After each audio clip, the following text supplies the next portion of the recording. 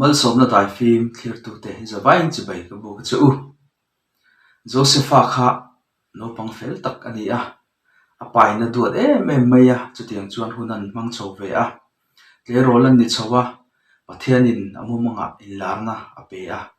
ta chuan ro rel tu ro pui tak o naw te pona chi bai an buk tur alani tur thu shilani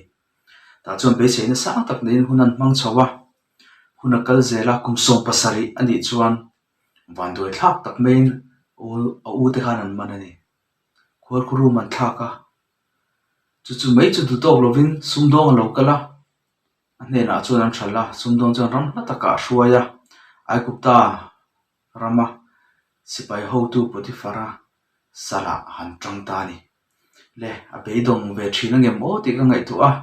pathian in larna pek te kha thleng dik don ta lo mo ni o ti ngai tu chang te po ane veng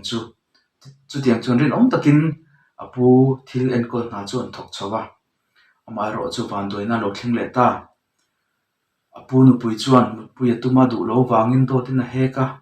lungina anan da le ni chu le hawa beidon thak don tak em lungina chuan a thatlai hun a tle ro thatlai hun chu an mang chho le a chu tiang chuan kum ni chuang lai lungina hanan tang le ni khati hun lai khan van lam kha re vong vong maya pathian tang khan chan chuan ro pui tak kha achang bik lo ni amai ro chu kan hriat tu chu Josepha khan khati hun lai khan pathian a tri em em a thu tiang ro pui takin larna mu kha a ngak fan fana a thlen dik hun kha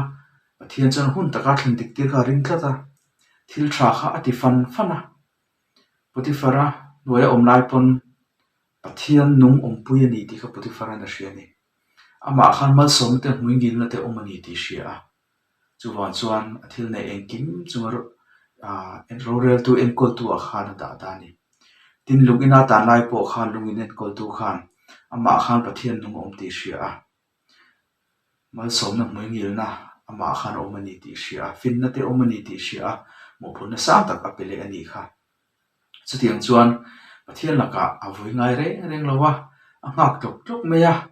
a lungina po khan rin om takin om thei ta ni khang hun lai khan van tir ko ten ron om puin in lan na te hmu in ro pui taka pathian in a ron chan chu te po kha ve se mi the ma ro chu a ron thleng reng lo ani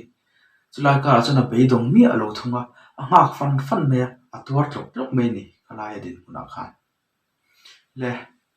khatiang reng kha ani bik lo kum som thum lo ni chuan pathian in promotion na pe ni pathian in lo khai chuak ta a faro mu mang hril fia tira chumi tang chuan ai kupta lalram chunga rorel tu faro hnuai chi om ni in lal tak me na om ta ni a promotion kha a chak khop mai tro saltang lungin tang atangin rorel tu ro pui taka pathian in hlang kai ta ni le kham hun sung songa do ta he ka ni lai te khan pathian laka chon rin om thang tlata thil thati a thul lova pathian laka sual ti kha hlau em zo ka ni chutiang chuan la rupi tak ni in kum som ria chhung adam chhung an mang le a chutiang chuan tam chhung chu thlin ta ni le inuna khan beidon chang te lungai chang te alo om thinam kati hun lai po khan pathian laka rin om tlatla pathian laka thil tha ti thul ngai suang che mang ang tak le shom takai om lai a I thil ti a piang I lo cham zel lai po khan van lampang in hoya an re vung lai po khan rin om tlatang che thil tha ti thengin lo la pathian laka ril fel tak pula pathian chuna hoi san don lo che ni I bul lama te hle ma la I top dan tu chu aro pui don ani pathian hian alama ril du tik tak putu te chunga aro pui zia ti lang turin ami thi he kho vela hina len ti ruai ni ti poina hen kan hri thar le du a alaka rin om taka oma thil tha ti tang tu te chunga chu nge thleng don ti bible a hian kan hmu a rompung ni chang ruk le chang sari hi kan chiaranga pathian chuan mitin nan thil ti angzel in a rel sakam thil tha ti fan fana ro puina le choi moina le boral thelo na zong tu te hne na chuan chatun na pe ang ati ni varo pui em chang som khan le chuan thil thati tu a piam hne na chuan ro pui na te chaw moi na te thlamon na te pe kani ang ati a zako pa hi han en tel leila bung kha chang som pa ni a khan hliam na tu ram tu chu